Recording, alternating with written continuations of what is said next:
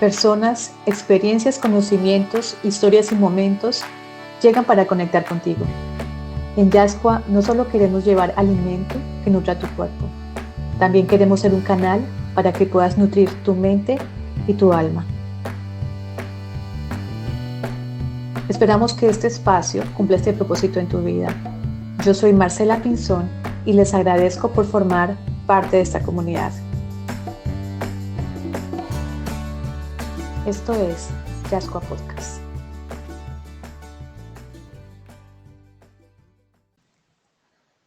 Martín Franco Vélez es periodista, editor y escritor. Desde hace más de 15 años ha trabajado con los principales medios escritos del país. En el 2020, Planeta publicó su primera novela, La sombra de mi padre, obra que en muchas maneras llegó a impactar la vida de sus nuevos lectores. A Martín le gusta hablar con su hijo, jugar tenis y verlo en televisión, y el tinto después del almuerzo. Su canción preferida es Everybody Change del grupo King. No le gusta la injusticia, la gente que se cree más que otra, la remolacha, los trancones bogotanos y las multitudes. La madrugada es una gran aliada para meterse en sus lecturas mientras todos duermen. Hace más de un año su libro llegó a mi mundo impactando profundamente mi alma y desde entonces no le he perdido el rastro. Tenerlo como invitado en este podcast es un gran regalo. Sin querer quitar créditos a los otros episodios, no puedo dejar de decir que esa entrevista es una de mis favoritas. Agradezco profundamente por este encuentro. Espero lo disfruten y luego vayan a leer su novela. Ojo, sin piratearla. Bienvenidos y muchas bendiciones para sus vidas.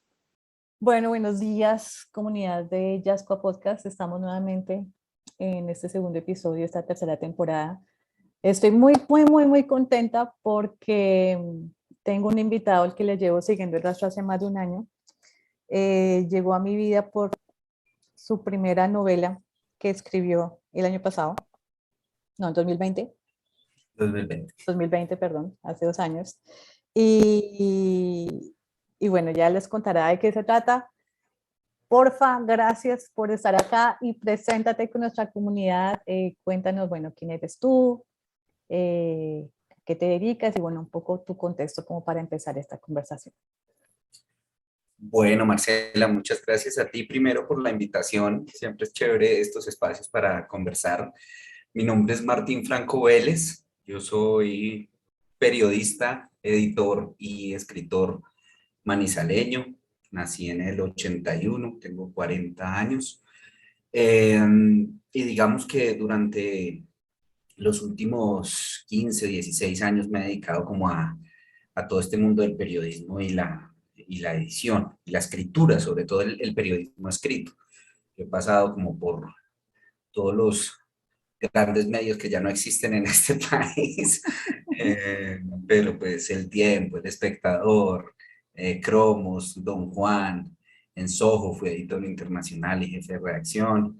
Eh, Estuve viviendo en España un año largo con una beca que me gané de la Fundación Carolina para trabajar en la agencia EFE y hacer un máster de periodismo. Entonces, como que me he dedicado siempre a eso. También he sido profesor de periodismo en la Javeriana, columnista y pues digamos en la actualidad trabajo como editor en la Fundación Unidades para la Paz y escribo. La novela de pues, La sombra de mi padre, que es el primer libro que saqué, fue en 2020 con Planeta.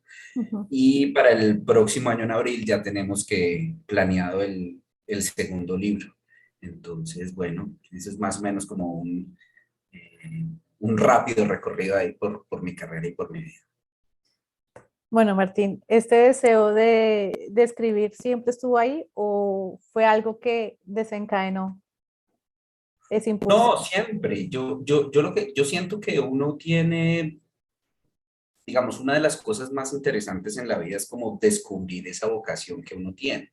Es un proceso muchas veces complicado, pero yo siento que si uno se escucha bien o le pone atención a las señales que la vida le manda, pues puede llegar a descubrirlas. Yo siento, a mí siempre me ha gustado leer y escribir, desde muy pequeño me gustaba. Y empecé, digamos, mal porque eso es una parte que cuento en el libro y es que yo cuando me gradué del colegio empecé a estudiar otra cosa completamente diferente. Yo empecé a estudiar administración de empresas porque mi papá era economista, mi abuelo también, y la típica familia manizaleña, ¿no? Que pensaban que eso era pues lo que había que hacer. Entonces a mí me vendieron muy bien esa idea y yo empecé a hacerlo, pero a mí me bastaron 2 semestres, un semestre y un pedacito para darme cuenta de que pues eso no era lo que yo quería hacer, de que lo que yo disfrutaba era otra cosa. Eh, entonces, pues finalmente yo seguí como ese instinto, dije que quería hacer otra cosa, que quería estudiar periodismo y dedicarme a escribir, y pues obviamente con todas las reacciones que eso trajo, ¿no? De qué va a vivir, qué va a Ajá. hacer, cómo va a vivir. Pero bueno, digamos, han pasado desde entonces casi 20 años y aquí estamos. He logrado sobrevivir con eso y siento que es muy honesto para uno dedicarse a lo que le gusta, ¿no? Con todas no estoy diciendo que sea una cosa idílica porque no lo es, también yo Claro. tengo muchísimos reparos con el periodismo, muchísimos reparos con con la forma sobre todo como se hace el periodismo ahora, Ujú. pero yo siento que en el fondo es lo que me gusta hacer y creo y espero que es lo que siga haciendo por el resto de mi vida.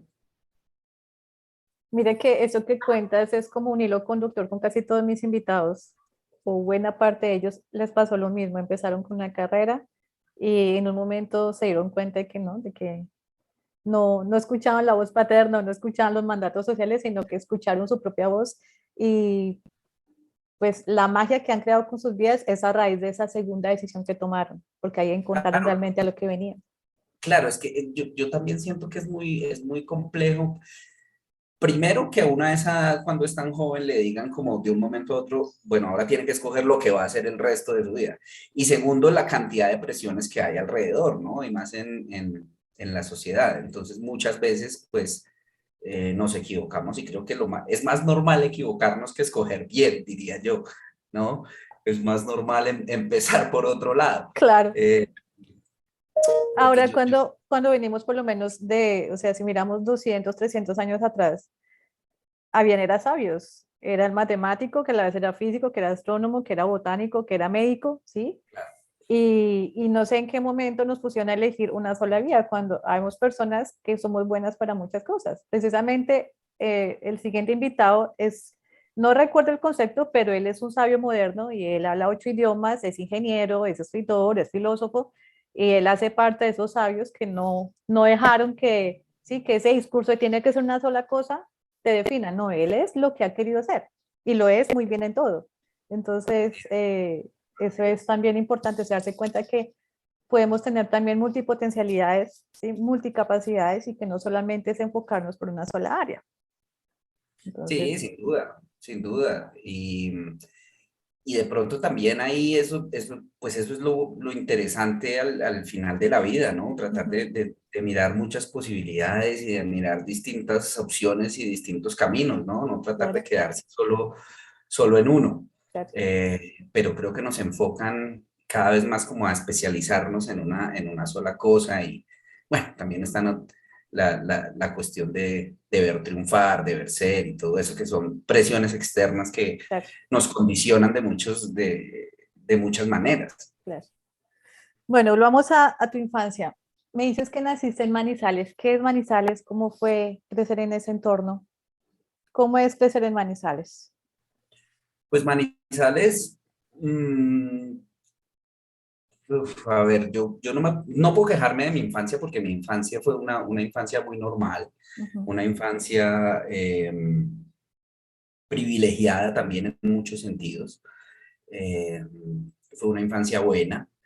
Y Manizales, digamos, es una ciudad pequeña, pues Manizales, yo sé, supongo que Manizales ha cambiado mucho. Yo me fui de Manizales hace 22 años, o sea, ya Ujú. llevo más tiempo viviendo por fuera ¿Qué es lo que que lo que viste ahí? viví en Manizales. Ujú. Eh, pero también por eso mismo tiene muchas cosas que a mí al final terminaron como asfixiándome, ¿no? Una ciudad pequeña, infierno grande, dice el dicho popular. Y eso en muchos sentidos tiene cosas que son ciertas. En Manizales, pues todo el mundo sabía de lo que todo el mundo hacía, ¿no? Hasta y es una sociedad que de todas maneras se preocupa muchísimo por el qué dirán. Yo Claro, lo sigo viendo ahora porque no sé si viste que ahorita salió un tema complejo de un caso de matoneo colegio, en el colegio, de hecho, que es el donde colegio tú de que yo estudiaste. salí. Ujú. Ujú. Y yo sigo viendo que hay patrones que se repiten, ¿no? Patrones de no hablar sobre ciertos temas, de mostrar que somos una sociedad buena, pero este tipo de cosas que pasan y que como que muestran esas fisuras de esa supuesta sociedad se tienen que quedar ocultas, permanecer en silencio, lo cual me parece muy dañino para la sociedad. O sea, yo lo que siento es que para que las cosas cambien de alguna manera, lo primero que se debe hacer es hablar de ello. La muestra, pues, es lo que ha pasado últimamente con el movimiento del Me Too, por ejemplo, ¿no? Claro. Todo esto que nos ha hecho reflexionar sobre cómo hemos hecho las cosas mal como sociedad, sobre cómo nosotros, los hombres, hemos hecho durante muchísimos años las cosas mal. Eh, la única forma es conversando, sacando temas a la luz que antes eran ocultos. Y yo creo que el libro es un poco eso también, Ujú. mostrar como esas fisuras de esa sociedad manizaleña. Pero para volver al tema, para mí Manizales fue una época de mi vida que, como cualquier infancia en cualquier persona, se queda muy adentro de muchas cosas, ¿no? De hecho, el segundo libro que te cuento que va a salir en abril tiene muchas cosas de esa infancia manizaleña que muchas veces digo, soy yo hablando ahí, ¿no? Claro. A pesar de que este ya es más ficción. Ok. Pero yo siento que a uno la infancia se le queda atrapada durante el resto de la vida. Pero de todas maneras, abandonar Manizales después con el paso de los años, pues fue una decisión de la que no me arrepiento, con todas las cosas buenas y malas que puede tener la ciudad. Claro. Bueno, me dejas pensando algo con lo que estabas diciendo ahorita. Eh, Nuestra historia, bueno, tenemos una carga, una historia fuertísima, ¿no? Desde el momento de la conquista, todos esos procesos de guerras civiles, todo lo que hemos cargado de ser una sociedad campesina y convertirse en menos de nada en una sociedad urbanizada, pero que en el fondo tenemos todavía esa alma campesina y que venimos con todas esas cargas de los abuelos, de los bisabuelos. Una sociedad donde nos metieron a las malas el discurso de hay que ser berracos, ¿sí? No hay que llorar, no hay que quejarse, hay que seguir. Y las personas de alguna forma sobrevivieron, ¿sí? Cayendo, separándose, pero digamos, como que no se le dio mucha importancia a cosas fundamentales como la salud mental, ¿sí? Total. Como que no solamente es una cuestión física de levántese, siga, sino, bueno, ¿y qué está pasando mentalmente? ¿Sí? Entonces, digamos, todas esas cosas que azotaron nuestra mente, nuestra alma, las metimos debajo de un tapete, ¿sí? Como las cagadas del gato que se esconden, y ahí quedaron. Y lo que tú estás diciendo, ahorita estás viendo un proceso, eso ya llevamos sí, casi como una década más o menos, que está pasando eso, no solamente a nivel personal, que desde cada uno estamos sacando, ¿sí? Como los secretos de la familia o las cosas que creamos y que no están bien y que queremos cortar, sino también a nivel colectivo. Entonces, lo que tú decías, lo del Me Too, todo eso, eh, pero se está evidenciando obviamente a nivel literario. Entonces, lo que yo te decía de encontrar novelas como la tuya, como la de Cómo maté a mi padre, El olvido que seremos, La oculta, ¿sí? Son novelas colombianas que uno lee esas novelas y uno dice, mira, ¿cuál es la historia de mi familia? Así es la historia de mis abuelos. O sea, es verse en un espejo, ¿sí? Es verse en un espejo. Pero igual hay un miedo grandísimo de enfrentar eso, ¿sí? ¿Tú cómo hiciste? ¿Qué fue lo que te llevó a que tú fueras capaz de superar el que irán, ¿sí? La opinión de bueno, de tu ciudad, de Manizales, de tu familia, de poder enfrentar eso que nadie quiere enfrentar o que pocos estamos enfrentando. Pues yo creo que eso es la parte más compleja de todo, ¿no? Exponerse de esa manera, eh, y romper como con todo ese pacto de silencio que siempre hay. Ujú. Eh, pero fíjate que tal vez es esa misma forma, ahora que lo pienso, es esa misma forma de romper yo creo que la novela, así como también mi vida de Manizales, es una manera de romper como con esos lazos que yo tenía, con esa vida que yo tenía para empezar otra cosa completamente diferente, una cosa que había que hacer. A mí me preocupaba muchísimo también, sobre todo, digamos, cuando estaba haciendo el proceso de escritura de la novela, me preocupaba mucho, más que el qué dirán, porque, digamos, a mí eso, y ya después de haber salido la novela, no me importa tanto, digamos, ya he logrado tener como estar curtido en ese tema. Pero más que eso era como la exposición de las personas, eh, de las personas cercanas, de los familiares cercanos, ante el resto. A nadie le gusta que le saquen como los trapos sucios y mostrarlo. Entonces a mí me preocupaba mucho ese tema, pero lo que yo me he dado cuenta es que a pesar de que en la novela se cuentan cosas difíciles, situaciones duras, es una novela que está escrita con amor. Una amiga periodista manizaleña me decía, no, la novela es una carta, es una larga carta de amor, pero es que el amor es difícil también, ¿no? El amor no es solo arcoíris y flores y cosas bonitas, sino que el amor tiene una parte oscura y una parte complicada. Entonces, más que el que dirán era ser injusto con las personas que salieron retratadas. Y no creas, de todas maneras, el escribir eso tiene consecuencias porque pues la gente se siente herida y eso es inevitable. Eh, a mí me gusta también mucho leer sobre ese tipo de novelas o ese tipo de literatura de autoficción. Y hace poco, leyendo a un escritor que a mí me encanta, que es Emmanuel Carrère, el francés, su último libro se llama Yoga y es un libro sobre, bueno, él ha escrito mucho sobre su vida, también exponiendo mucho a la gente. Y su último libro es precisamente sobre su enfermedad mental. Eh, hay una parte que a mí me pareció tremenda y es que él dice como, mucha gente a mí me dice que soy muy valiente por exponerme de esta manera, eh, pero la verdad es que no, porque yo como escritor, digamos, decido hasta dónde quiero ir, pongo el freno cuando quiera, pero las personas sobre las que escribo están como a merced de lo que yo digo, no tienen tal vez esa posibilidad de defenderse, que eso es complejo. Claro. Y ahí también entran otro tipo de cuestiones que son como subyacentes a la escritura de una novela en la que la memoria juega un papel importante. Y es que para todos los recuerdos son diferentes, ¿no? Recuerdo un episodio de alguna manera, pero tal vez esa persona la recuerda de otra. Hay otros elementos que entran O ahí simplemente no lo recuerda. o simplemente no lo recuerda. Exactamente, hay muchas cosas que a uno se le han borrado de la mente, ¿no? Uno hay veces está hablando con un amigo y le dice, no, acuérdese que esto pasó así, y uno dice, no, pues yo no me acuerdo de eso.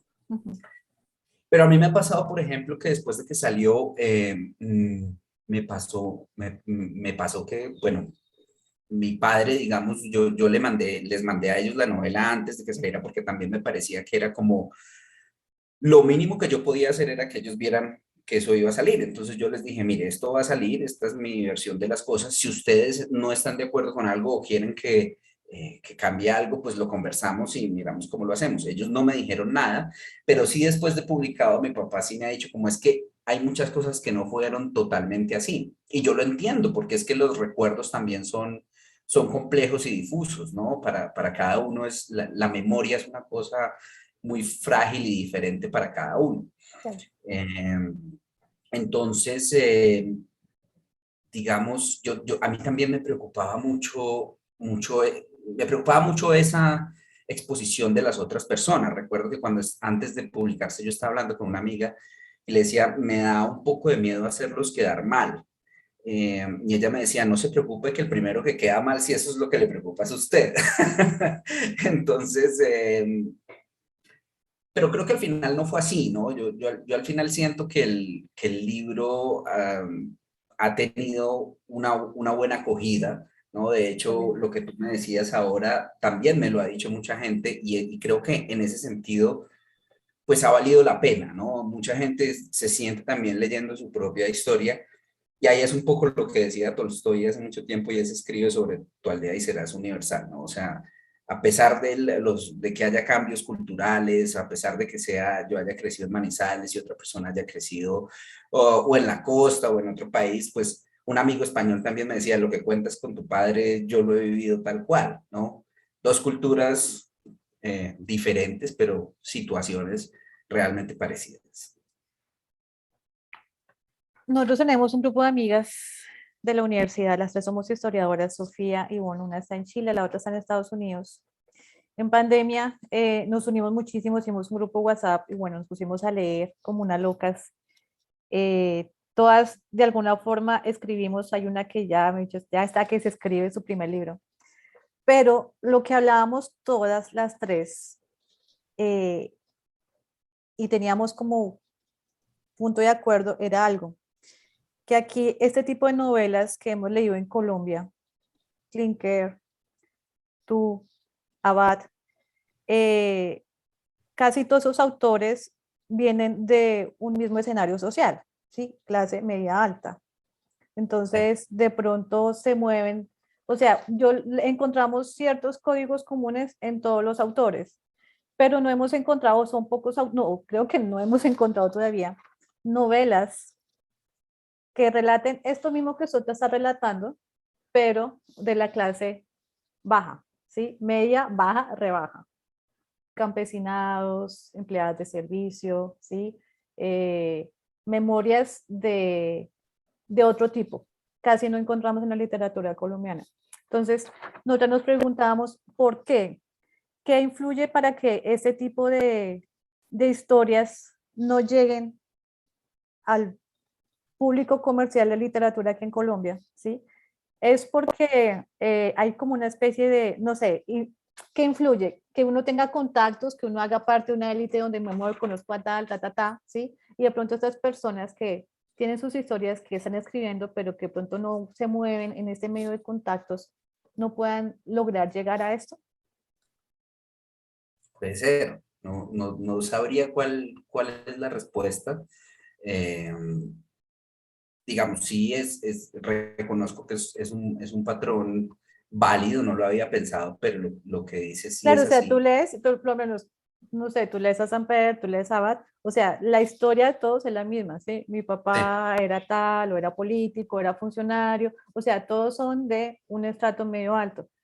Pero yo me pregunto, ¿y dónde están las historias, las otras historias? ¿Sí? claro, porque Porque, historias debe haber un claro, montón. montones. Eh, yo no sé, yo supongo también, puede ser eso que tú dices, también el acceso a este mundo cultural Ujú, es también muy reducido como el mismo mundo cultural, ¿no? exactamente. La cultura en Colombia Sigue siendo algo muy elitista de todas formas.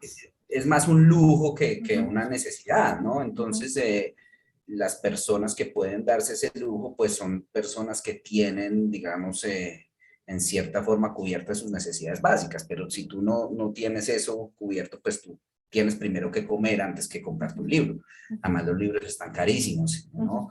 ujú. Eh, debe haber un problema de acceso, me imagino, pero sería muy interesante también poder escuchar todo tipo de historias, porque debe haber historias, porque yo también creo que independientemente de la clase o el estrato social, sí hay una cantidad de patrones que se repiten Claro que sí.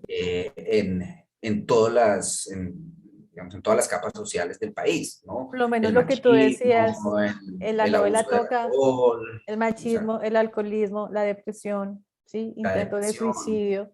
O sea, independientemente que seamos de clase baja, alta, lo que sea, son factores que están permeando todas estas capas, ¿sí? Exactamente. Digamos, en tu caso, tú tocas estos temas y lo que me asombra es que, o sea, que lo haces, o sea, tu sensibilidad es inmensa, ¿sí? Cuando yo leía tu libro era, no por estar leyendo, no, otra mujer no, pero digamos que encontrar esa sensibilidad, eh, no estamos acostumbrados a usarlo en lo masculino y tú, o sea, sin miedo vas hablando de cosas que normalmente lo haría una mujer, ¿sí? Que somos más quejetas o, sí, o más, no sé, habladoras, lo que sea, pero tú logras realmente tocar fibras que desde lo masculino me parece maravilloso y me parece súper sanador que lo hagas. Entonces, cuando hablas de que el discurso que tú decías de tu papá y que el hombre no llora, ¿sí? Tú dices, no, el hombre sí llora, el hombre también es frágil, ¿sí? Tiene derecho a ser débil también. Y una vez cortamos, pues con esos patrones que tenemos. Entonces, desde ese Sí, punto de total. vista, es maravilloso lo que haces.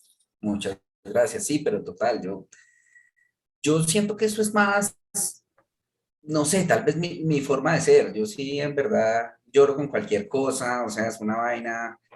Mi esposa incluso se burla de mí, ¿no? Pero, pero, pero siento que no hay que tener pena de eso, no hay que tener ya, eso también ha ayudado, como lo que digo, todos los cambios sociales que se están dando y demás, nos están llevando a darnos cuenta que no hay que tener pena de eso, no hay que avergonzarnos de eso, que los hombres también podemos ser frágiles, que Claro que sí. también podemos llorar, también podemos sentirnos mal, ¿no? También yo tengo un hijo pequeño y trato conscientemente como de cortar con ese patrón que me decía mi papá a mí, ¿qué es eso? Claro. ¿No? Uno llora y le decía, no, los hombres no lloran, usted tiene que ser berraco, no se preocupe. No, yo le digo, está bien, si quieres llorar, llora, pero entiende por qué estás llorando o analiza tu tristeza, llorar es normal, ¿no? Yo creo que más que reprimir esos sentimientos, lo que debemos hacer es analizarlos, Ujú. eh, mirar, mirar en ellos.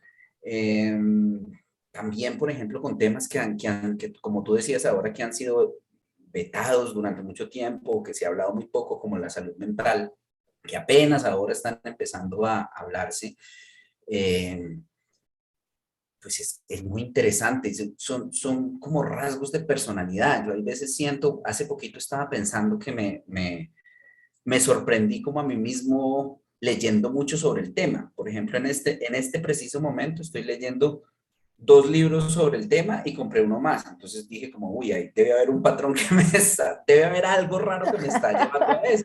Claro. Compré el libro de Rosa Montero del peligro de estar cuerda que me está gustando muchísimo. Estoy leyendo un libro muy bueno sobre Buzz Aldrin, que fue uno de los primeros hombres que llegó a la luna, pero que tiene una historia buenísima porque después cayó en unos ciclos de depresión y alcoholismos tremendos. Ujú. Y ayer en una cuenta ahí que sigo de Instagram que le compro muchos libros, vi que tenía una depresión y dije, guárdemelo. Entonces dije un momento como, uy, pucha, ¿por qué estoy leyendo como tanto de eso? ¿No? Hay algo ahí que me interesa. Hay algo que me interesa porque yo siento que todos de alguna manera somos muy o estamos muy propensos a caer en ese tipo de enfermedades tal vez sin darnos cuenta, ¿no? Claro. La salud mental es algo muy frágil que puede desencadenarse en cualquier momento. Entonces, tal vez conocerlo y saber de eso es algo que me ha interesado mucho.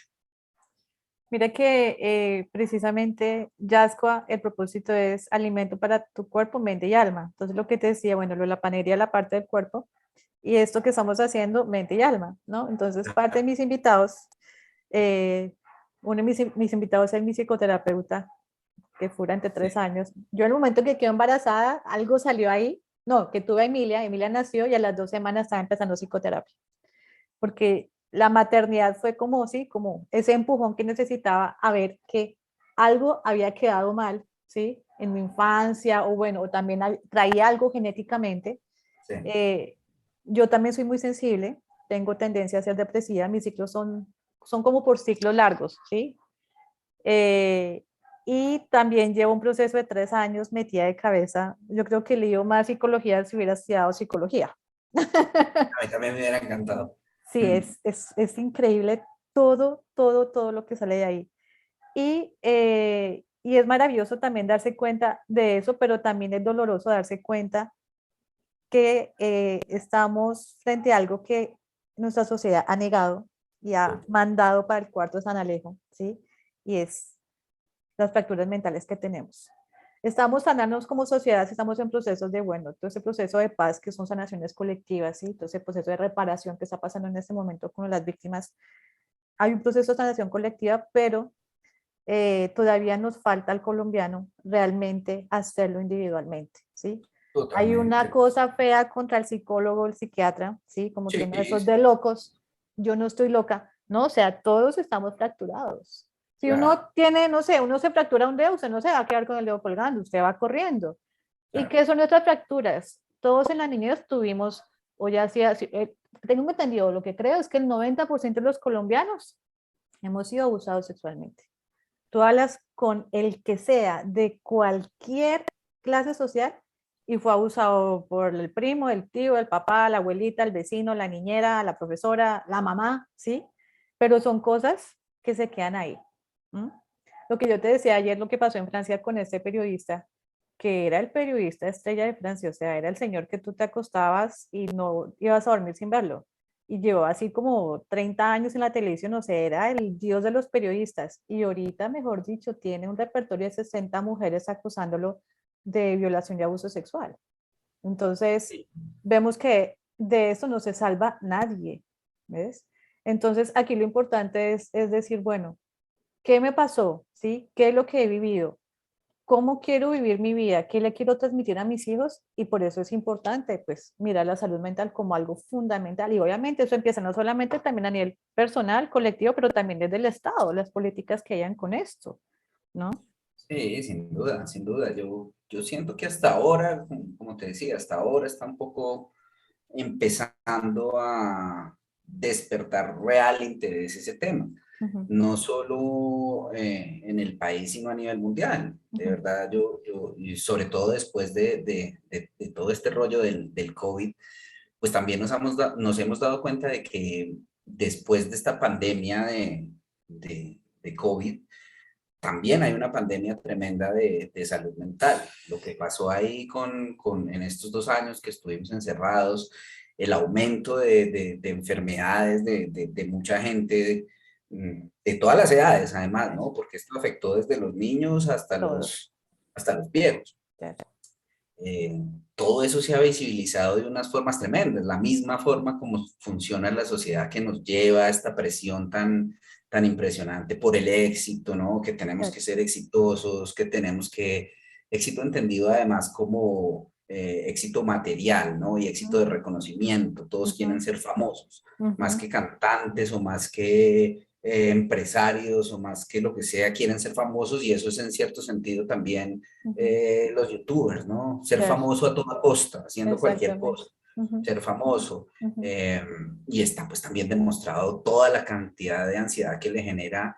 Es muy paradójico porque, digamos, estos pelados quieren tener un montón de seguidores, ser famosos, tener plata y finalmente cuando lo logran se dan cuenta de que están tan presionados que eso revienta de alguna manera. Claro que sí. Eh, entonces, la forma como funciona la sociedad también es muy compleja en ese sentido. También nos mete muchas presiones digamos, subrepticiamente o de formas que Ujú, no nos damos cuenta. ujú, Eh, y son cosas que tener en cuenta, porque ujú. todo eso afecta de alguna manera el funcionamiento normal o el funcionamiento de esta salud mental que ha sido muy menospreciado, pero que ahora nos estamos dando cuenta de lo importante que realmente es. Bueno, eh, tú eres papá de Emilio, tú eres millennial como yo, somos de la misma década también. Y yo creo que de nuestra década ya nos convertimos también como en especie de dinosaurios cuando somos padres, porque somos parte de una generación que no quiere ser papá ni mamá. La Ujú. mayoría de mis amigos, yo soy de las poquitas, o sea, somos contadas con los dedos de mi círculo, amigos de universidad y colegio, que somos padres, ¿no? Sí. ¿Qué significó para ti convertirte en papá?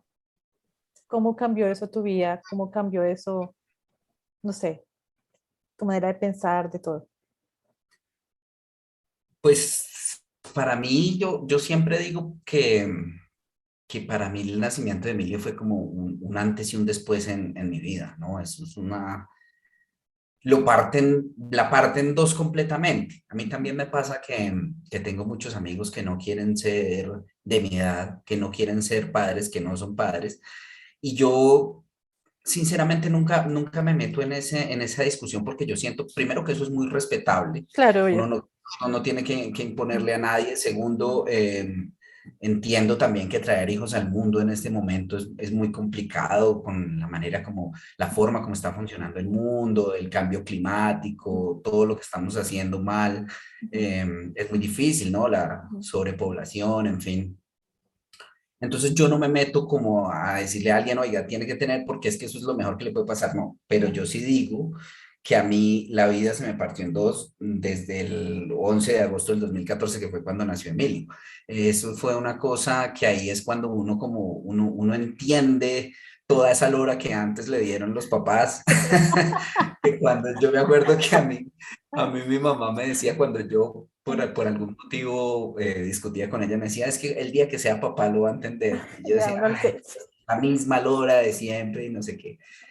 Y realmente es verdad, ¿no? Son Sí, lugares comunes que son sí, ciertos claro, y que seguramente se van a repetir claro.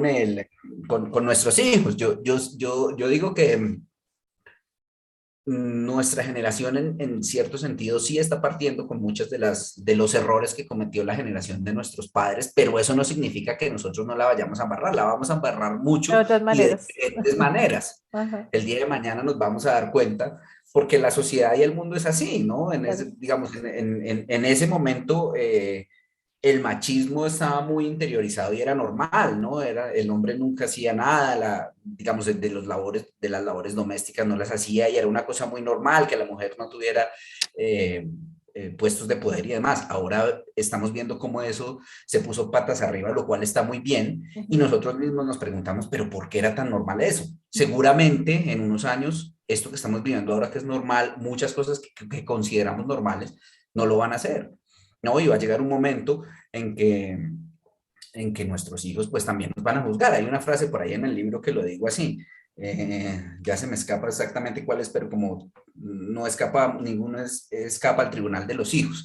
Entonces, yo siento que obviamente no estamos exentos de eso, Ujú. eh, pero creo que lo importante es primero disfrutar disfrutar esta etapa de la vida y pues ser consciente de muchas cosas. A mí me asusta mucho ser papá, la verdad. Yo también digo, y lo digo ahí en el libro, y es que cuando nace un hijo, nace también un miedo que no se va a quitar nunca, ¿no? Es un miedo que no se va a quitar pues hasta la muerte, hasta que uno se muera. Pero nada te garantiza que lo que tú estás haciendo vaya a hacer que tu hijo sea como tú piensas o como tú quieras que vaya a ser. Claro, Eso no, nada lo garantiza por más que hagas las cosas bien. claro. Hace poco me impresionó bastante la noticia de la hija, del hijo del escritor Paul Auster, que es un Oh, escritor gringo sí. que me gusta mucho, no sé si la viste, y es Cuéntame. que primero se murió la nieta de Ujú, Paul Auster, o sea, la ujú, hijita de su hijo, ujú, y luego se murió el hijo por sobredosis de heroína. ujú. Eh, yo estoy seguro que él y Lydia Davis, pues no fueron unos malos padres, pero tú no puedes, hay muchos factores que determinan cómo va a ser una persona, entonces hay muchas cosas que se salen de nuestras manos y no sabemos Ujú. cómo vamos a funcionar. Yo creo que lo mejor que uno puede hacer es poner empeño en tratar de hacer las cosas lo mejor posible, pero eso no es garantía de nada tampoco. ¿Tú crees que es posible la amistad entre los padres y los hijos? ¿Que ese término, o bueno, o ese concepto cabe en esta relación? ¿O los hijos jamás podremos ser amigos de nuestros padres? No, yo creo que sí, pero depende también de la edad, yo creo. Hay una parte que tú dices que la batalla de mi padre dice, la batalla de mi padre por ser un amigo cercano y mi lucha interna por no abrir jamás esa puerta. Claro, es que por eso te digo que depende de la edad. Pero son más, Yo creo que digamos, adolescencia, juventud, sí, yo que creo que uno es como al tan, principio es muy complejo porque primero el padre tiene que ser o es naturalmente una figura de autoridad cuando es el niño claro, y cuando llega a la adolescencia hay como un deseo de explotar toda esa figura de autoridad. Yo creo que ahí es muy complejo que haya una amistad porque además son dos mundos completamente diferentes. La adolescencia tú te estás abriendo a la vida, la adultez ya has vivido muchísimas cosas. Eh, entonces, era para mí particularmente, era muy difícil contarle ciertas cosas a mi papá que ciertas cosas que uno le contaba a los amigos, ¿no? Claro, Por obvio, ejemplo, no claro. sé, el despertar de la vida sexual, los Ujú. desengaños amorosos y todo. Eso es muy complicado en esa edad. Yo creería que esa amistad es mucho más posible con los años, cuando ya el hijo tenga un poco más de madurez y el padre también tenga un poco más de madurez, porque muchas veces también seguimos siendo inmaduros a pesar de nuestros 40 años, ¿no? También estamos aprendiendo muchas cosas y seguimos aprendiendo muchas cosas. Entonces, tal vez esa amistad se puede dar después Claro. o tal vez no sé. A mí ese tema también me encanta explorarlo. Pienso ahora en una película muy bonita que no sé si te has visto, es una película viejita que se llama Las invasiones bárbaras, es francesa, Ah. que es un papá que era, digamos, profesor, izquierdista y Ujú, demás, ujú. y el hijo, para romper con todo lo que fue el papá, se vuelve un yuppie y se va para a Estados Unidos. Y luego él vuelve, cuando el papá se está muriendo, él vuelve y tienen ese reencuentro, él vuelve a Francia y tienen ese reencuentro. Y es otra vez como ese choque de personalidades, pero ya hay muchos entendimientos diferentes entre los dos, que son cosas que da el tiempo, creo yo. Claro. Y el tiempo y muchas cosas más, ¿no? El poner límites, las cosas que nos pasan en la vida, pero no sé, yo también siento que las relaciones entre padres e hijos siempre van a ser unas cosas, siempre van a ser muy complejas en muchísimos sentidos. Mm. Ahorita tú tienes 41 años, 42 años, Voy a cumplir 41. 41. Estamos digo que estamos porque yo también estamos llegando a la mitad de nuestra edad, ¿no? Estamos en el ciclo de la mitad de la vida. Sí he leído que esta década es una década bien particular porque, eh, bueno, he leído varias cosas, ¿no? Que nosotros tenemos ciclo de 7 años, cada 7 años estamos mutando, pero sí leí bastante sobre esta década y es que esta década es como eh, el momento en que tú puedes realmente entender qué es lo que quieres con tu vida, ¿sí? ¿Qué es lo que quieres con tu vida? O sea, es como esa oportunidad para poder vivir a plenitud lo que viene. Sí. ¿Cómo te ves tú o cómo te proyectas de aquí para adelante? Lo que viene, bueno, lo que viene obviamente es, bueno, más edad, pero también estamos ya mirando de frente que vamos a ser ancianos, vamos a envejecer. ¿Sí? Claro, ¿Cómo te ves tú con esto? pues mira, a mí me ha pasado una cosa curiosa y es que por primera vez desde que cumplí los 40 en verdad, yo he sentido o sentí como que, o me dije a mí mismo como mierda, ahora sí ya estamos en un momento distinto, ¿no? Ya han pasado Sí, muchas cosas, se ya no somos siente. pelados, Ujú. yo hay veces pienso que eh, uno veía, cuando era joven, uno veía a la gente de 40 años y uno lo veía como un Muy viejo. De hecho, lejos. mi hijo me dice en chiste y en broma, me dice, ¿cuántos años tienes, padre? Yo le digo 40, me dice, ya estás muy viejo. No está uno viejo, pero digamos, esa visión desde ese punto de la vida, cuando uno está pequeño, hacia los 40 pues es una Ujú. persona que ya tiene muchos años. Eh, yo he sentido muchas cosas. A mí los 40 sí me pusieron a pensar mucho. Eh, por ejemplo, me parece optimista pensar eso, que uno está en la mitad de la vida, pero no sabemos tampoco, ¿no? Ah, claro. No sabemos si vayamos En, a llegar hasta en un los minuto me puedo 80 dar o... una embolia y aquí quedo. O sea, nosotros no Exacto, somos no dueños sabemos de eso, nada. obvio, claro. La vida es muy frágil Sí. y yo siento que uno empieza a darse cuenta como de cosas que parecen obvias, pero que tal vez antes no había interiorizado. Ujú. Como eso, como que la vida es frágil, como que hay que disfrutar los momentos, eh, como que el pasado pues se va y no vuelve, ¿no? Entonces yo trato en este momento de disfrutar, yo trato de hacer las cosas que me gustan. Tal vez en ocasiones pienso que hay cosas en las que ya no haría, pues, porque no me Entonces, sometería a ciertas cosas que por las que he pasado que ya no haría, pero creo que esas son cosas que le dan a uno los años. entonces, ¿Y cómo me veo? Pues no sé, yo me veo leyendo y escribiendo, la verdad. Eso es lo que me gustaría hacer, tener tiempo para eso, ¿no? Hace poco mi madre se jubiló y entonces estaba un poco estresada porque ella pasó toda su vida trabajando siempre. Y decía, ¿y ahora yo qué voy a hacer con tanto tiempo? Y yo le decía, no, pero qué delicia, qué envidia tener todo el tiempo que usted va a tener. Póngase a pintar, póngase a hacer lo que siempre Póngase a hacer lo que quiso, quiera. póngase, sí, obvio. Claro, eso sería una buena oportunidad para explorar esas cosas que tal vez por estar trabajando no nos ha dejado el tiempo. Un poco lo que hablábamos ahora, ¿no? Volver a decir, bueno, no sé, mirar cosas que uno tal vez ha dejado atrás y que no ha hecho.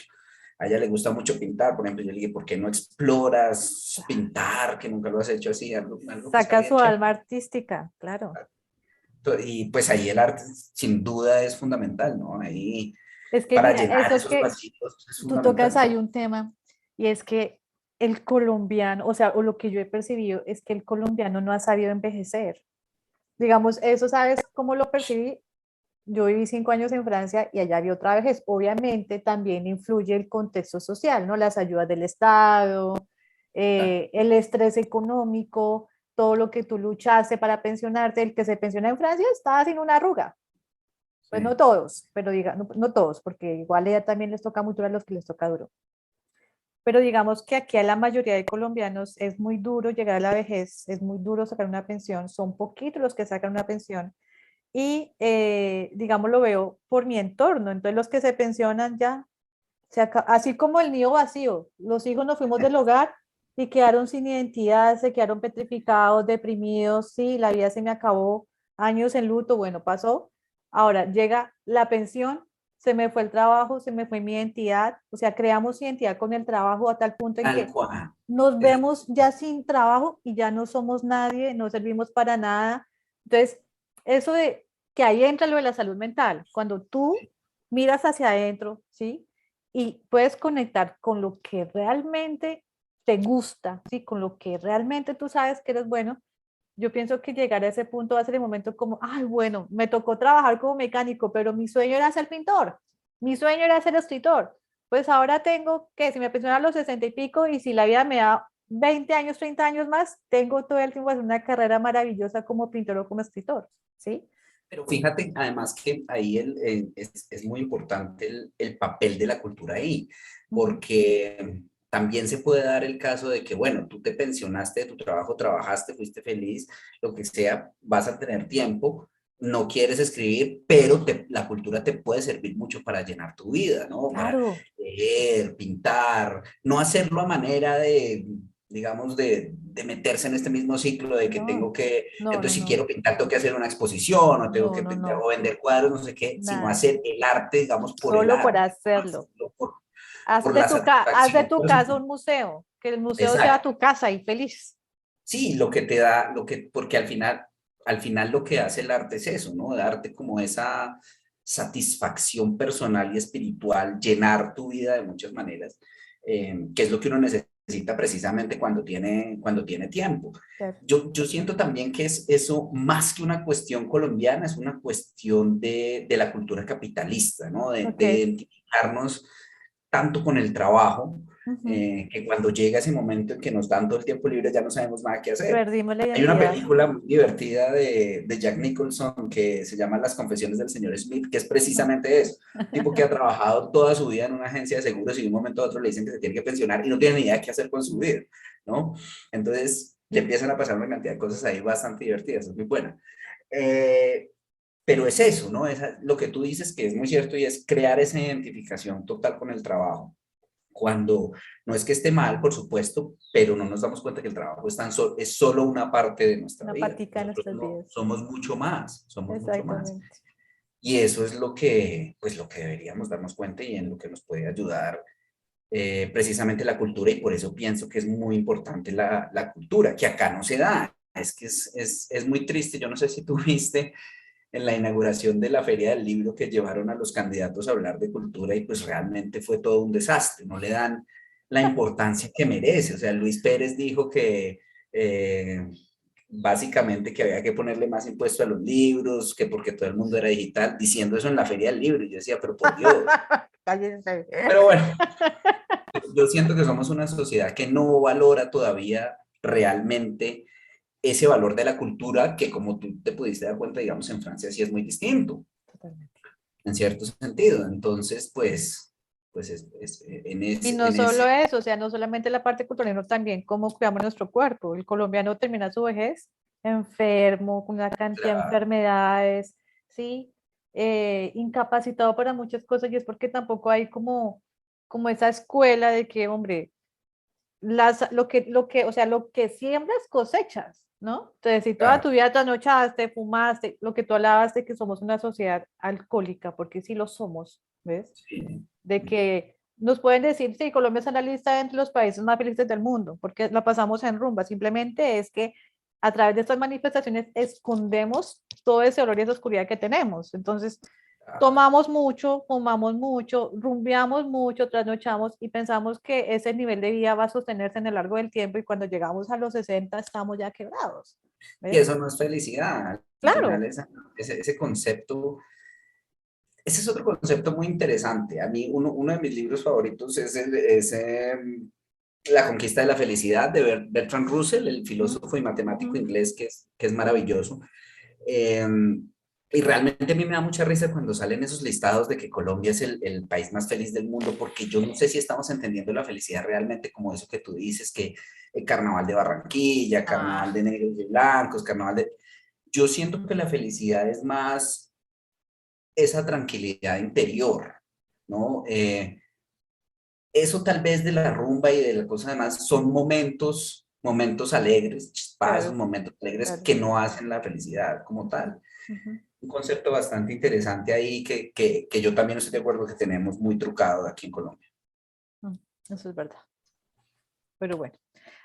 Yo hice bueno, en tu libro yo siempre subrayo así como las cosas y una de las cosas que subrayé acá dice, en las decisiones que tomamos, incluso las inconscientes, está lo que somos o lo que creemos ser.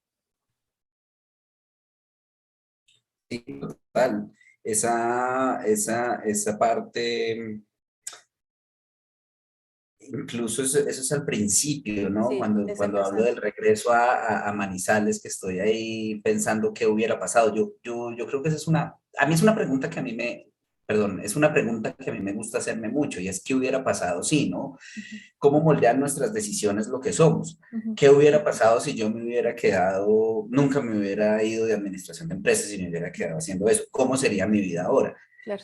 Por eso lo digo, en las decisiones que tomamos está lo que somos ahora, ¿no? Ujú, Inconscientemente, ujú, cada decisión nos hace partir por un camino diferente ujú, que nos lleva a otro lado. ujú. ¿Cómo sería antes, no? ¿Cómo sería si hubiera sido distinto? ¿Qué hubiera pasado si? Eh, es una pregunta inútil, pero yo creo que todos nos la hacemos de alguna manera, ¿no? Claro. ¿Qué hubiera pasado si, no sé, nunca hubiera escrito esto? O, no sé, son cosas así, pero sin duda, creo que al final esas decisiones, pues sin duda, terminan determinando lo que somos.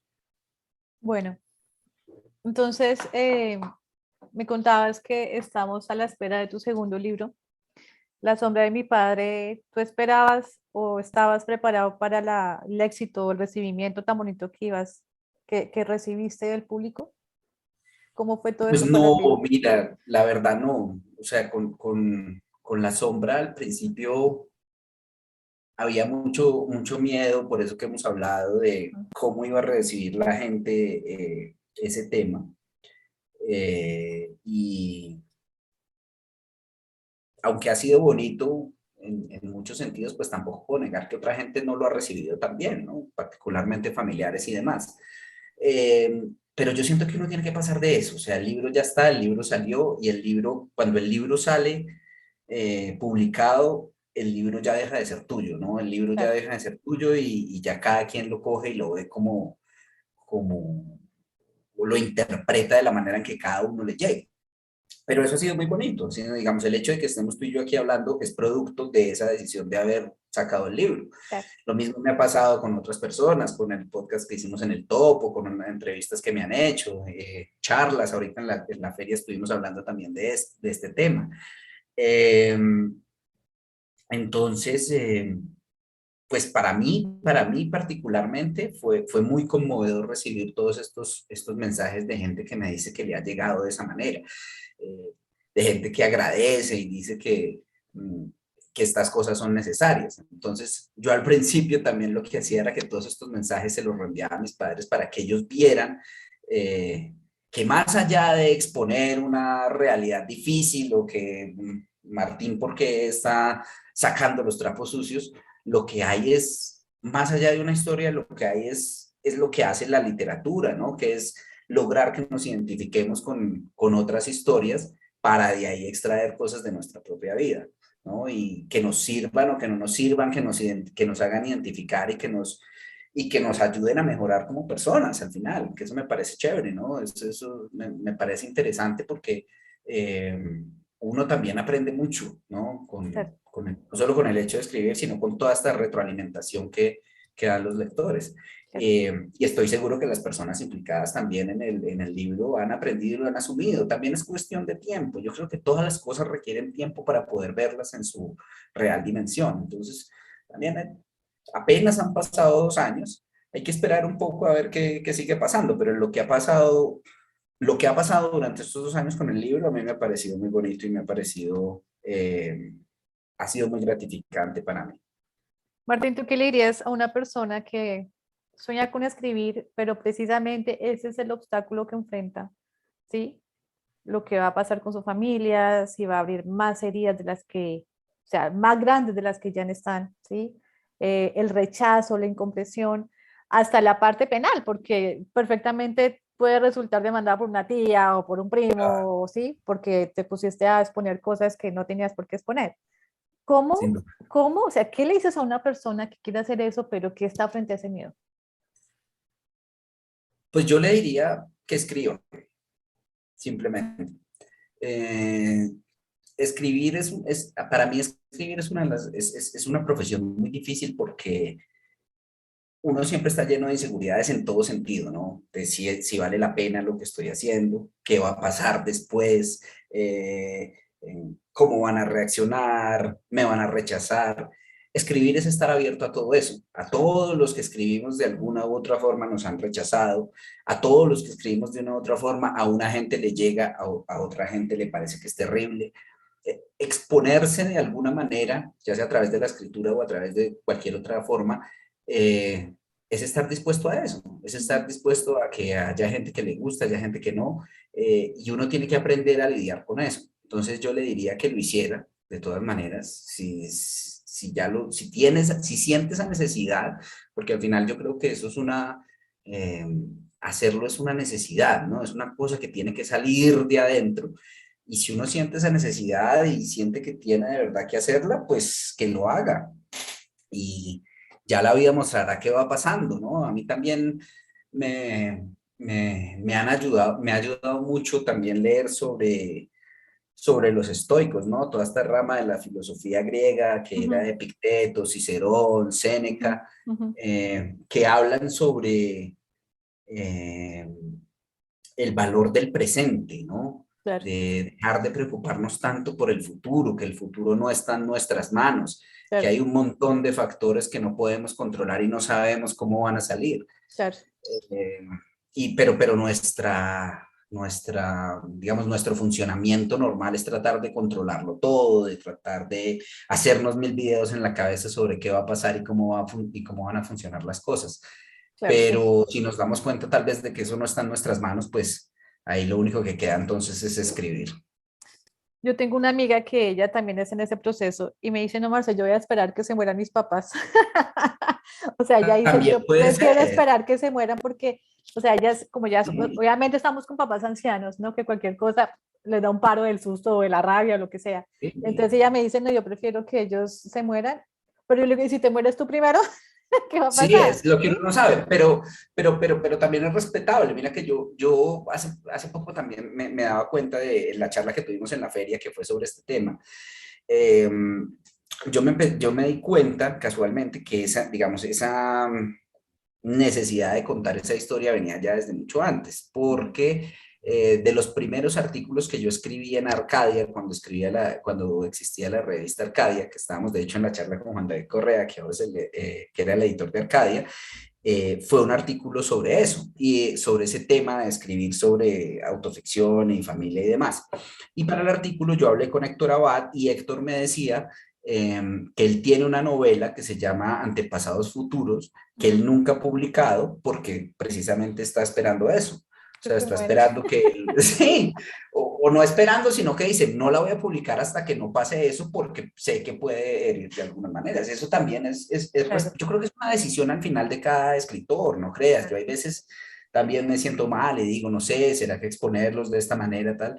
Eh, pero bueno, ya, o sea, que por lo hecho menos está. Vallejo lo hizo, pero él se echó enemigo a toda la familia, él mucho, nadie lo Claro, ve. lo ¿Ves? que pasa es Entonces, que es someterse a eso, o sea, que tú puedas realmente ser rechazado, exiliado emocionalmente y cargar con esa vaina, pues, esa vaina duele, ¿ves? claro, claro, total. Y Sí, lo que pasa más es que si el uno caso es de joven, Vallejo también es, es que el caso Vallejo de ya Vallejo es, también es complejo. Sí, porque en el desbarrancadero a la mamá le dice la loca, empezando por ahí.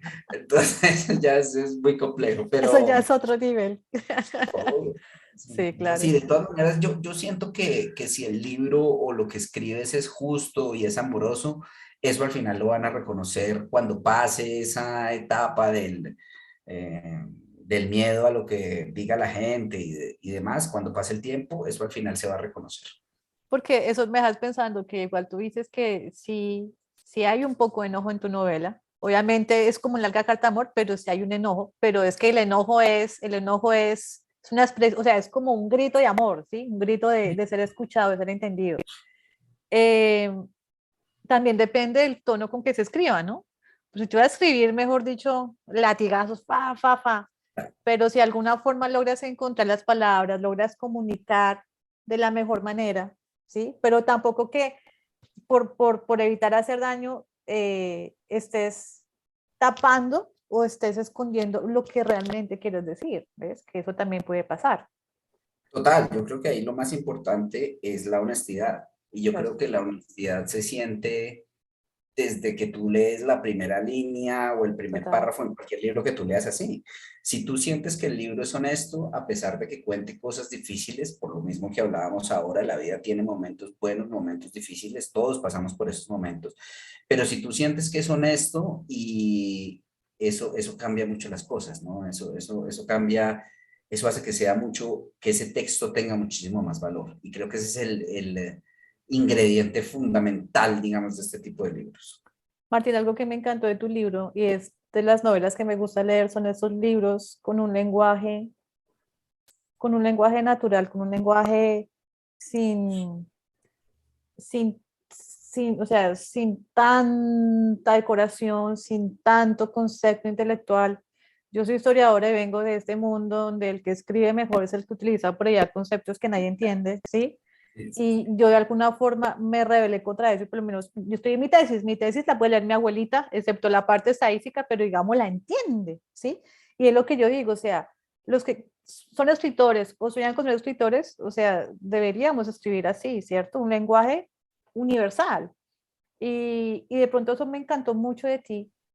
Aquí en Colombia hay también, pasa lo contrario, que hay muchos escritores que utilizan unas frases que, o sea, eso es una mezcla de filosofía como con psicología por allá, pero unas cosas que tú dices y se pierden, o sea, con eso pierden el mensaje bonito que quieren dar. Entonces, es como una invitación a los oyentes de que lean esa novela porque realmente es maravillosa, no es larga, es corta también, entonces uno la lee en un par de horas. Y, y bueno, y lo que viene, seguimos con la misma onda sí, con la misma energía, con el mismo estilo, o qué se viene con la próxima novela, sin que hagamos spoiler. No, lo que tú antes de responderte eso, lo que hablabas sobre el tema de la escritura y te agradezco esa observación porque para mí una de las mejores cosas que me pueden decir o de los mejores elogios que me han dicho cuando leen la novela es como, oiga, yo me cogí su novela y me la devoré en un momento porque Sí, está con un buen lenguaje y tiene un buen sí. ritmo y eso me parece muy bueno. Yo también estoy de acuerdo y yo que llevo pues ya tantos años trabajando con esto, ahora trabajo como editor fundación, en un centro de pensamiento, pues que tiene muchos académicos y que también hay veces se va como por ese lenguaje académico. Yo digo siempre que lo más difícil de escribir es hacerlo fácil. Eso para mí es lo más difícil, que lo pueda coger cualquier persona, disfrutarlo y entenderlo de la misma manera, es como el gran triunfo de la escritura. Claro. Y lo que viene, pues no, lo que viene sí es una novela, Okay. es una novela, está programada para abril del 2023, ya tiene un título, se llama Hoy es lo mismo que ayer, y que es un verso de Machado, y es ficción, pero tiene muchos elementos también en común con La Sombra, que ahí se van a dar cuenta, y de hecho lo hablaba hace poquito con mi editor y me decía como es interesante empezar a darse cuenta de ya elementos comunes y repetitivos que hay en su obra, como esos fantasmas que tiene cada escritor ahí que se da, que tal vez uno no es muy consciente de ellos hasta que otro se lo hace caer en cuenta, pero ahí también hay varios elementos en común que seguramente van a ver ahí relacionados con lo que es la sombra, aunque este sí es ficción totalmente. Bueno, Martín, si la vida te lleva a ser un Gabo, ¿cómo estarías preparándote para eso si llegara a pasar? ¿Qué sería para ti la fama, el reconocimiento internacional, tus novelas publicadas en todos los idiomas, intocable, casi Dios humano? Que ya No, no te pueda invitar a un podcast porque no, ya es imposible. no, yo creo que eso tiene que ser desesperante. El mismo Gabo lo decía, ahora que dices de Gabo, una vez, recuerdo que una vez le preguntaban a Gabo qué era la fama y, y él decía que era como subir una montaña que es muy difícil, pero ya después bajarla es jodidísimo porque tienes todos los ojos encima. Eh, yo siento que la fama tiene que ser muy difícil. Afortunadamente, en este mundo de los escritores, realmente la fama es muy escasa. O sea, un Gabo es uno entre 1 millón. Eh, Me parece muy difícil. La verdad, si te lo digo sinceramente, ojalá que no, porque qué pereza. Yo sí prefiero el anonimato que le permite a uno salir tranquilo, ¿no? Ujú. También y un poco volviendo a lo que te decía ahora, a lo que hablábamos de la fama, es muy paradójico porque yo siento que mucha gente lo que quiere en esta sociedad es eso, ¿no? Sí, horrible. Ser famoso. ¿Para Y qué? yo digo, pero ¿qué le vende bueno a que tú salgas a un restaurante y no puedas comer tranquilo porque todo el mundo está mirándote, tomándote fotos, diciéndote cosas? Eso tiene que ser desesperante, desesperante. Entonces yo creo que la gente como que quiere eso, pero no se da cuenta realmente de lo que El es. costo. Ujú. Eh, entonces, no, yo espero que esos deseos no se cumplan, Marcela. Uno no sabe. Qué bien, qué sorpresas te tiene para la vida. Bueno, y si así sea, pues espero que tengas un poquitico los pies en la tierra. No, no, yo sé Seguro. que sí. Pero O es lo sea, más yo importante. sí creo, mira que yo creo mucho, o sea, no es porque sea millennial, pero yo tengo mucha fe en esta generación, en nosotros, lo que vamos a hacer en el futuro y lo que hemos venido haciendo, no sé, pero así nos digan que los millennials no sabemos lo que queremos, que renunciamos a los trabajos por irnos a viajar, que sí, o sea, porque tenemos una fama de ser lo más inestable de todas las generaciones, pero mira que yo creo todo lo contrario. Yo le tengo tanto fe a nuestra generación y tengo tanta fe a los que hemos decidido ser papás y que estamos creando la siguiente generación, esta generación de nuestros hijos. Bueno, a pesar de que yo sé que vamos a hacer muchos errores, pero estos peladitos la van a sacar del estadio. Entonces, mira que me da mucha esperanza eso, lo digo como mamá también, lo que viene y me causa pues como esperanza a pesar de que si yo también soy medio pesimista y veo toda la cosa alrededor y digo, esta vaina que nos va a llevar es el que nos trajo. Pero igual tengo esperanza, pues, o sea, la esperanza ahí está, estoy latente, entonces conocer a gente como tú, ¿sí? Leer a gente como tú, que hacemos parte de la misma generación que nos llevamos 3 años nomás, mira, a mí esa vaina no sé, me da paz y me da esperanza y es como esa luz que no se apaga en medio de esa oscuridad. Entonces, de veras que es lo que te agradezco por lo que hiciste con este libro, por lo que lograste transmitir, por lo que moviste en mí.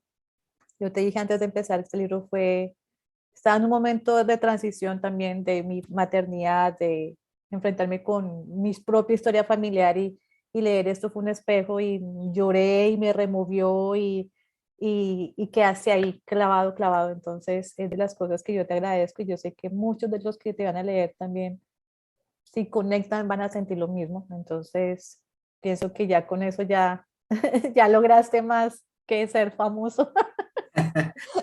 No, pues muchas gracias a ti, de verdad, muchas gracias por las palabras, por el interés en el libro, por invitarme a este espacio. Eh, pues me parece muy bonito que con 2 años que lleva ya el libro y con las cosas que han pasado y cambiado en ese tiempo, pues siga generando cosas en los lectores y en la gente y si la gente, digamos, gracias a esto se anima a comprarlo y a leer la historia y le llega de alguna manera, pues para mí seguirá siendo maravilloso. Creo que eso es al final lo bonito de los libros, ¿no? Que es como lanzar una botella al mar y tú no sabes quién va a agarrarla al otro lado, ¿no? Es como esa botella del náufrago que tenía dentro el mensaje y la lanzas al mar, no sabes con qué va a toparse, pero que pasen este tipo de cosas, pues a mí me reconforta mucho y te agradezco mucho por la invitación. Bueno, Martín, Pablo, si quieran, pues no sé, estar en contacto contigo por redes, eh, o bueno, entrar a tu mundo, ¿cómo te pueden contactar? Yo no manejo muchas redes, Twitter no puedo porque es muy malo para mi salud mental. Ay, a mí también, yo no tengo Twitter, para mí eso es como un basurero emocional, esa Sí, vaina es es terrible. estresante, no, me pasa igual. Lo he intentado y no he No, podido. yo tampoco. Eh, pero tengo una cuenta de Instagram que es @martinfrancob o en Facebook como Martín Franco Vélez, ahí estoy. Esas dos son las que manejo principalmente y ya me rehúso también a abrir otra porque esa vaina es pura adicción. ¿Y tienes algún, no sé, un espacio, columna donde estés escribiendo constantemente, donde te puedan leer los que quieran leer? Pues tengo una página donde, digamos, he recogido todos mis trabajos a lo largo de los años Ok, y que tiene un blog ahí que no, digamos, no alimento con la regularidad que deseo, pero yo estoy siempre como escribiendo en muchas partes, entonces ahí lo subo y mi página es martinfrancoveles.com, ok, por si quieren revisarla y ahí hay pues un montón de crónicas y trabajos que he hecho a lo largo de todos estos años en revistas como Soho, Cromos, Don Juan, ok, Bienestar, Baudó, en fin, ahí hay un ok. montón de historias que pueden revisar. Bueno, y leer la novela La sombra de mi padre, buscarla sea por Kindle, en físico y que no sea pirata, comprarla de Por verdad. favor, Y importante. bueno, y esperando, entonces esperando para el otro año que tengamos la siguiente. Claro Y que sí. bueno, para despedirnos, un mensaje que le quieras decir a las personas que te escuchan, un mensaje como Martín, como humano, que quisieras decirles para cerrar. Eh, no, yo siento que lo importante es buscar la tranquilidad mental, que hagan lo que los dé tranquilidad mental y tomarnos esto como dice la última frase del libro, ¿no? Tratar de andar ligeros, que la vida es frágil. Eso me parece muy importante. Si te ha gustado este podcast, compártelo. Puede que a esa persona que tienes en mente también le sirva. Si quieres estar atento a todas nuestras novedades y no perderte ninguno de nuestros podcasts, síguenos en redes sociales como @yaspapodcast o búscanos en nuestro sitio web www.yaspa.com. Gracias por compartir este espacio con nosotros. Bendiciones.